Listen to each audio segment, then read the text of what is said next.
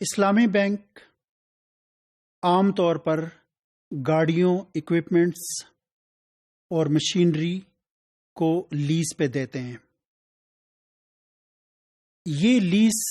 کس طریقے سے ہوتی ہے، اس کا طریقہ کار کیا ہے، اس حوالے سے ہم اس پریزنٹیشن میں گفتگو کریں گے۔ پہلے مرحلے پہ کلائنٹ کسٹمر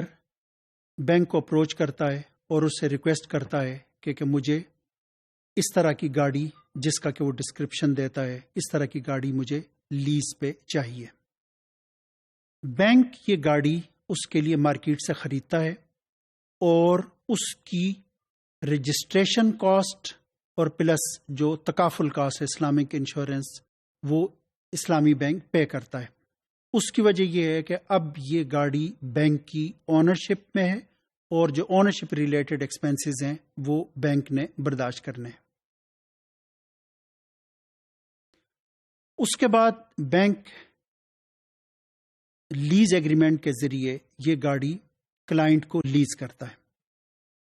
ہم پرزیوم یہ کرتے ہیں کہ جو منتھلی رینٹل ہے وہ 37,700 یا کہ 37,000 سے کچھ اوپر ہے۔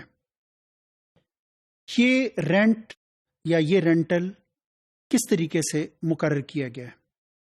اس میں جو بینک کی جو کاسٹ پرائس ہے یعنی کہ 12 لاکھ اور پلس جو بینک اس پہ پروفٹ لینا چاہتا ہے، فرض کریں کہ بینک اس پہ کوئی 1.5 لاکھ یا کہ 2 لاکھ کا پروفٹ لینا چاہتا ہے اور بینک کی خواہش ہے کہ اسے کوئی 14 لاکھ روپے اس رینٹلز کی مد میں مل جائیں، تو 36 قسطوں میں یعنی 3 سال کے لیے اگر یہ معاہدہ کرایہ داری ہے تو 36 قسطوں میں رینٹلز کو اس طریقے سے ایڈجسٹ کیا جائے گا کہ بینک کو اس کی کاسٹ پرائس بھی مل جائے اور پلس اسے ایک فیئر پروفٹ مارجن بھی مل جائے۔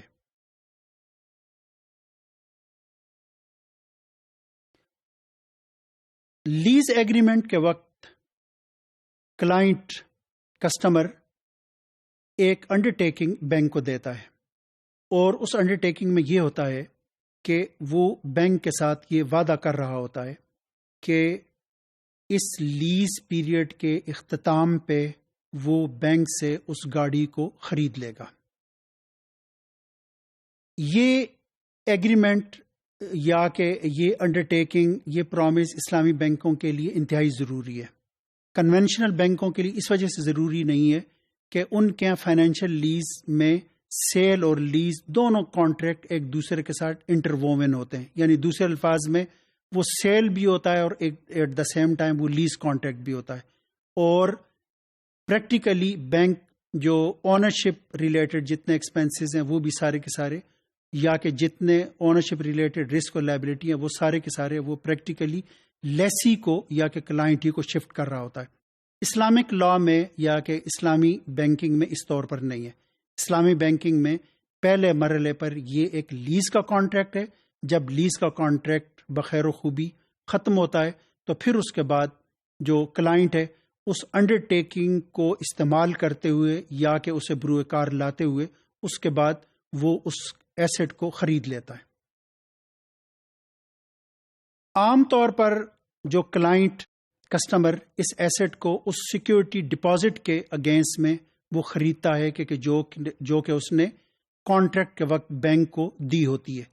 یعنی ہم اس مثال میں یوں سمجھتے ہیں کہ یہ سیکیورٹی ڈپازٹ 15% ہے جو کہ 1,80,000 کے قریب ہے۔ اب جس وقت معاہدہ جو لیز ایگریمنٹ ہے جس وقت وہ ختم ہوتا ہے یعنی 3 سال، تو اس کے بعد بینک کلائنٹ کو یہ کہتا ہے کہ اگر تم چاہو تو اس سیکیورٹی ڈپازٹ کے جو کہ تم نے ہمیں دیا ہے 1,80,000 اس کے اگینسٹ میں تم اس گاڑی کو خرید لو، لیکن چونکہ اس نے ایک انڈر ٹیکنگ یا کہ پرومس دیا ہوتا ہے تو یہ تقریباً اس پہ یعنی یہ بائنڈنگ ہوتا ہے کہ اس سیکیورٹی ڈپازٹ کے اگینسٹ میں وہ اس گاڑی کو خرید لے۔ تو اس کا مطلب یہ ہوا کہ آپ کے پہلے مرحلے پہ یہ ایک مکمل طور پر لیز کا کانٹریکٹ ہے، اس کے اندر سیل کانٹریکٹ شامل نہیں ہے۔ جس وقت لیز کانٹریکٹ اختتام کو پہنچتا ہے تو اس کے بعد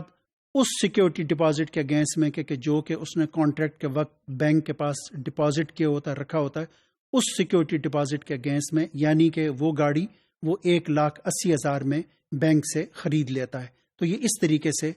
یہ جو اپنا لیز ایگریمنٹ ہے وہ اس طریقے سے وہ اختتام کو پہنچتا ہے.